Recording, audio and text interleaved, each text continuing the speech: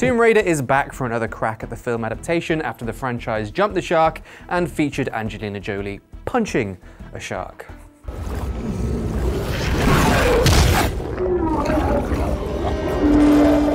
This time, it's Swedish star ALICIA Vikander that'll be taking on the lead role of Lara Croft in a rebooted origin story that takes inspiration from the 2013 game. I saw the movie last week and got the chance to chat to the film's director, Roar Uthaug, about how he navigated the various pitfalls of the dreaded video game movie curse. So with all of that in mind, here's everything that you need to know about the new Tomb Raider movie.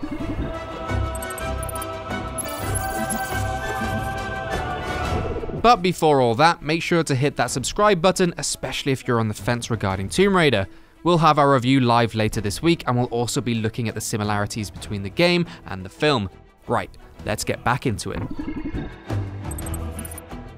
So whereas the films featuring Angelina Jolie took their inspiration from the high adventure of the original games, the new Tomb Raider movie takes its cues from the grittier 2013 reboot. Front and center is a more vulnerable, relatable Lara, right at the beginning of her tomb raiding career. The game shoved her right into the action as she fought for survival on the fictional island of Yamatai, and the new film largely takes the same tact. But director Roar Uthaug was keen to differentiate his movie and bring something new to the Tomb Raider canon. Well, it was important to us that this was a new origin story for the big screen, and that the people, both fans of the game, but also people new to the franchise, would enjoy this movie, and that it's a standalone movie. So we really crafted our story and then tried to kind of find the pieces from the games that could fit into that. One thing that definitely has made the cut is the game's brutal river plane parachute sequence, which was recreated almost shot for shot for the film.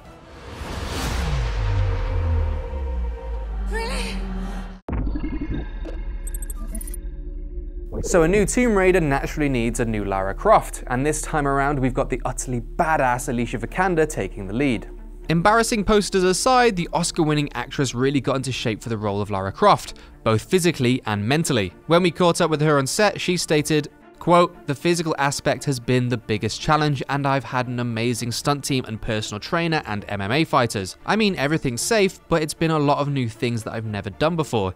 You get to run and jump on these big, massive mattresses in harness, and you fly several meters up in the air, and it's kind of the elevated version of you jumping on your parents' bed."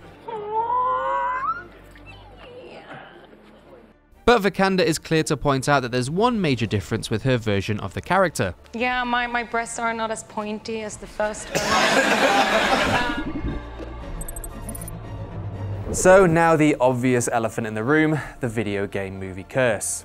Today, video games haven't always had a decent time in the movies. Assassin's Creed got lost up its own arse, Paul Anderson's Resident Evil films carved their own bonkers path through Capcom's franchise, and the less said about the abomination that was the Super Mario Bros. Movie, the better. The upshot is that Tomb Raider faces an uphill battle before it's even made it into cinemas. But when I put this to Raw, the fabled curse didn't seem to faze him. We just focused on making this movie and to really make people invest in Lara and make her relatable. And I think if you do that, then people will forget that they're watching a video game movie. They're drawn into the action and into the adventure of the movie. I think in any movie, but especially in like a big action adventure movie like this, the most important thing is the emotional connection to the characters.